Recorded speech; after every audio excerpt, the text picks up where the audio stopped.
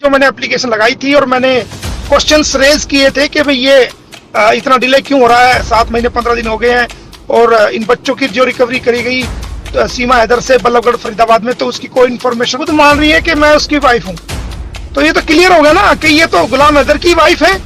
खुद लिख के दे रही है कोर्ट के अंदर एप्लीकेशन। ये थोड़ी बड़ी बात नहीं है कि ऑनरेबल कोर्ट ने ये स्टैंप लगा दी है, उस कोर्ट ने स्टैंप लगा दी है जिस कोर्ट में सीमा हैदर का मुकदमा पेंडिंग है। रात के अंधेरे के बाद पुलिस स्टेशन में नहीं बुलाया जाता और ना ही अरेस्ट कर सकते हैं। तो जी हाँ दोस्तों, आज के इस न्यू वीडियो में आप सभी का एक बार फिर से मोस्ट वेलकम है, स्वागत है। उम्मीद करते हैं कि आप सब ठीक होंगे, खुश होंगे। दोस्तों, जैसा कि आप सभी को तो पता ही चल चुका होगा, जो गुलाम हैदर के वकील है एडवोकेट मेमून मलिक साहब, उन्होंने आज फिर एक बड़ा खुलासा किया है सीमा हैदर मामले पर। जी हाँ दोस्तों, आप सभी जैसा कि जानते हैं, जब से एडवोकेट मेमून मलिक साहब इस केस के अंदर इन्वॉल्व हुए हैं, तब से सीमा हैदर की जो यानी करतूतें हैं, काली करतूतें, वो पूरी दुनिया के सामने ला रहे हैं और बता रहे हैं कि देखो किस तरह से ये भारत के लोगों को बेवकूफ़ बना रही है, भारत के लोगों को पागल बना रही है। दोस्तों, आज भी उन्होंने एक बड़ा खुलासा किया है जिसमें उन्होंने कहा है कि सीमा हैदर ने खुद कोर्ट के अंदर माना कि मैं गुनाहगार हूँ, मैंने जो है इस देश के अंदर यानी गलत तरीके से एंट्री की है, मुझे नहीं पता था और गुलाम हैदर ही मेरे पति है। जी हाँ, उसने खुद माना है कि गुलाम हैदर ही मेरे पति है, मुझे 4 बच्चे हैं। तो जज साहब ने जो है इस पर ही उसको बेल दी थी कि मुझसे गलती हो गई है। लेकिन दोस्तों, आज फिर से एक बड़ा खुलासा एडवोकेट मेमून मलिक साहब ने आज के इस वीडियो में किया है, जो कि मैं आप लोगों को यहीं पर उनका ये सेकंड वाली वीडियो दिखाऊंगा। इससे पहले की फर्स्ट वीडियो हमने आप लोगों को दिखा चुके हैं। तो दोस्तों, वीडियो दिखाने से पहले आपसे रिक्वेस्ट करना चाहेंगे, प्लीज़ इस वीडियो को ज़रूर लास्ट तक देखिए और जितना हो सके इस वीडियो को ज़्यादा से ज़्यादा शेयर कीजिए। तो आइए सबसे पहले ये वीडियो देखें, फिर आगे बात करते हैं। गुलाम हैदर इसने उसके अंदर लिखा, ठीक है ना सर। हाँ, खुद को गुलाम वाइफ पत्नी श्री गुलाम हैदर लिखा और उसी आधार पर 7 तारीख 7वां महीना 7/7/2023 को इसकी bail as a Seema Haider wife of Ghulam Haider, court ने इसको बेल एक्सेप्ट किया। इसने बेल एप्लीकेशन में लिखा, जी मेरे छोटे बच्चे हैं, उनका कोई देख रेख करने वाला भारत में नहीं है और लिहाजा मुझे इसीलिए बच्चे नहीं चाहती कि इसको पता है कि इसी के आधार पे बेल मिली है, अगर ये बच्चे चले गए तो तेरी बेल भी का आधार खत्म हो जाएगा जी। तो और जो मैंने एप्लीकेशन लगाई थी उस पे जो ऑर्डर हुआ 19 तारीख को दूसरे महीने में, जो मैंने एप्लीकेशन लगाई थी और मैंने क्वेश्चंस रेज किए थे कि भाई ये इतना डिले क्यों हो रहा है, 7 महीने 15 दिन हो गए हैं और इन बच्चों की जो रिकवरी करी गई सीमा हैदर से बल्लभगढ़ फरीदाबाद में, तो उसकी कोई इन्फॉर्मेशन गुलाम हैदर को नहीं दी गई, कोई उनका मेडिकल नहीं कराया गया, कोई वहां पर चाइल्ड प्रोटेक्शन ऑफिसर को कोई इन्फॉर्मेशन नहीं दी गई उस टाइम बल्लभगढ़ के। तो वो तमाम खामियां जो मैंने रेज की थी, क्वेश्चन रेज करे थे, उस पे उस तारीख को जो ऑनरेबल कोर्ट ने बहस सुनने के बाद ऑर्डर पास किया, वो ऑर्डर की कॉपी हमें कल ही मिली है,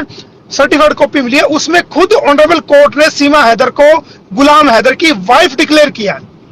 और ये लिखा है कि प्रामा फेसाई पहली नजर में जो पुलिस के पास रिकॉर्ड अवेलेबल है और जो सीमा से जो मटेरियल रिकवर हुआ है, उस मटेरियल के आधार पर और जो उसके बयानात और तमाम चीजों के आधार पर पुलिस के सामने भी उसने अपनी स्टेटमेंट दी है, कोर्ट के सामने भी उसने अपनी एप्लीकेशन में स्टेटमेंट दी है और ये कहा कि मैं गुलाम हैदर की वाइफ हूं 7/7/2023 को। 7/7 खुद मान रही है कि मैं उसकी वाइफ हूं। तो ये तो क्लियर हो गया ना कि ये तो गुलाम हैदर की वाइफ है, खुद लिख के दे रही है कोर्ट के अंदर एप्लीकेशन के अंदर। अब लोग कहते हैं ये सारी चीजें क्लियर हैं, उसके बावजूद फिर पुलिस क्यों खामोश है कि सचिन के घर में रह रही है, दावा कर रही है जी मैं उसकी बीवी हूँ। तो जो एफआईआर थी जिसमें वो उसके ऊपर एलिगेशन है कि वो इलीगल आई है, जिसमें एप्लीकेशन में वो कह रही है जी वो गलती से सरहद पार करके आ गई थी, तो पुलिस ने अभी देखिए, अभी उस एप्लीकेशन के अंदर जो मैंने ऑब्जेक्शंस रेज किए थे उनका जवाब पुलिस ने दाखिल कर दिया कोर्ट में। अच्छा। और उसकी मैंने सर्टिफाइड कॉपी अप्लाई कर दी है, क्योंकि मैटर बड़ा 2 देशों के बीच का मामला है, सेंसिटिव मैटर है, तो उसमें समय लगता है और उसमें वक्त लगता है। तो मुझे उसकी कॉपी मिल जाएगी। पुलिस ने क्या मेरी ऑब्जेक्शन, मेरे जो मैंने सवाल उठाए थे उन पे क्या जवाब दिया है, वो आगे चल के पता चलेगा। अभी रुकिए, एक एक चीज ऑन रिकॉर्ड क्लियर होगी, रुकिए अभी अभी थोड़ा शांति रखिए, अभी थोड़ा सा धैर्य रखिए, थोड़ा सा वेट कीजिए, पेशेंस थोड़ा सा रखिए, क्योंकि मैं नहीं चाहता कोई गलत बात लोगों के, पूरी दुनिया के लोगों के सामने आए। कोई भी गलत बात और झूठ से सख्त नफरत है, और कोई मुझे, और मैं नहीं चाहता कि कोई गलत एक अगर -% भी कोई चीज है तो वो -% ही लोगों को पता चलनी चाहिए। वर्क पूरा करने दो, क्योंकि सभी सवालों के, जितने भी सवाल आपके दर्शकों के, आपके देखने वालों के मन में उठ रहे हैं, और आपके मन में और दिल में जो सवाल उठ रहे हैं, वो मेरे जहन में एडवांस पहले से ही है। और मुझे, क्योंकि मेरा होमवर्क अभी प्रोसेस में है, अंडर प्रोसेस है, पूरा नहीं हुआ है अभी, तो फाउंडेशन नींव भी पूरी नहीं हुई है अभी, तो फाउंडेशन लेवल की का भी मेरा जो वर्क है, लीगल वर्क है, वो पूरा नहीं हुआ है। मुझे अपना काम करने दीजिए, और आप देखते जाइए मैंने क्या क्या किया है। सवाल जवाब को मैं खूब आराम से आपको दूंगा, लेकिन बहुत ज्यादा वर्क इसमें करना पड़ रहा है, क्योंकि ये केस बिल्कुल बिगड़ा हुआ केस था, ये बिल्कुल बिगड़ चुका था। ये पैरवी ना करने की वजह से कोई इसका, गुलाम हैदर का कोई यहाँ पर कोई जो रिप्रेजेंटेटिव खड़ा होने की वजह से ये सारा केस बिगड़ चुका था। ये इस केस में कुछ था ही नहीं, इस केस को तो ठंडे बस्ते में डाल दिया गया था, और बस कुछ भी नहीं था। ये सारा बिगड़ा केस में मुझे दोबारा नए सिरे से जो ना मैंने इसको सेट किया है, और इसकी तमाम कानूनी कमियां जो है दूर करने जा रहा हूं, और बहुत जल्द इस पे जो ना दुनिया के सामने फैसला आएगा। एक फैसला तो कोर्ट का आ गया है कि ऑनरेबल कोर्ट ने इसको पहली नजर में, जो कि प्रमा फेसाई एविडेंस के मुताबिक इसको गुलाम हैदर की बीवी करार दिया। ये बहुत बड़ी बात है, ये थोड़ी बड़ी बात नहीं है कि ऑनरेबल कोर्ट ने ये स्टैंप लगा दी है, उस कोर्ट ने स्टैंप लगा दी है जिस कोर्ट में सीमा हैदर का मुकदमा पेंडिंग है। अच्छा सर एक सवाल जो हमारे दर्शक भी पूछते हैं और हम भी आपसे कर रहे हैं, जो मेरे ख्याल में आप बता भी सकते हैं, ये जो फैसला होगा किसी भी सिटीजन का, चाहे सीमा हो या कोई भी हो, जो इलीगल भारत में हो, उसके ऊपर FIR भी हो, तो क्या कोर्ट ऑर्डर देती है कि इसको डिपोर्ट कर दो, या रियासत खुद फैसला करती है कि इसको डिपोर्ट करना है आपने? कानून की नजर में डिपोर्ट का क्वेश्चन कब आता है, वो मैंने पिछली वीडियो में भी बताया था, पिछली बाइट में भी आपको बताया था, दोबारा फिर बता देता हूं। जब कोई किसी इंसान के खिलाफ, किसी कंट्री के नेशनल के खिलाफ इलीगल ट्रेसपासिंग पे, या फिर इलीगल माइग्रेंट पे, और फॉरेनर्स एक्ट में, जो कि बिना वीजा के, बिना परमिशन के किसी भी मुल्क की बाउंड्रीज के अंदर एंट्री कर जाता है, वहां पर FIR हो जाती है। तो FIR होने के बाद सबसे पहले उसको अरेस्ट करके कोर्ट में पेश किया जाता है, और उसको कोर्ट में पेश करने से पहले 24 आवर्स से भी पहले, जब आपने उसको जिस टाइम अरेस्ट किया उसी टाइम आपको उसका मेडिकल कराना पड़ेगा। सबसे पहला जो कानून में कार्य है, जैसे ही आपने अरेस्ट किया,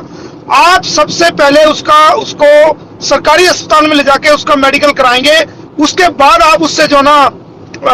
उसको बाद आपको तुरंत, जितनी जल्दी हो सके 24 आवर्स के अंदर आप जो है उसको ऑनरेबल कोर्ट में पेश करेंगे।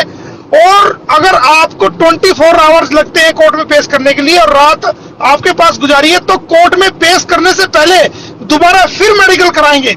और वो कोर्ट के सामने रखेंगे कि जब हमने इसको अरेस्ट किया था तो हमने तुरंत प्रभाव से ये मेडिकल कराया था, और रात को चूंकि हम पेश नहीं कर सके तो सुबह पेश किया, तो अभी हम ये मेडिकल करा के लाए हैं।